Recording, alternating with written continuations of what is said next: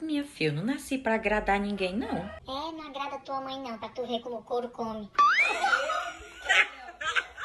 Amiga, tu nem tem iPhone como eu. É, né?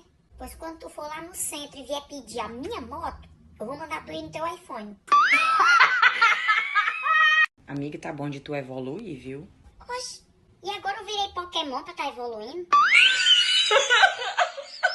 Oxe, que é isso? Ué, você não disse que queria um relacionamento saudável? Sim, aí tu traz um buquê de alface pra mim, é? Amiga, tu tá comigo? Tô. É isso aí, a gente tem que ter peito na vida. No meu caso, só se eu colocar silicone. Oh, Mulher, tu viu? O ganhador da Mega Sena foi no banco usando uma máscara. É bem pra se esconder dos bandidos, hein? dos bandidos? É mais fácil ele tá se escondendo é dos parentes que aparecem do oco do mundo quando a pessoa tem dinheiro.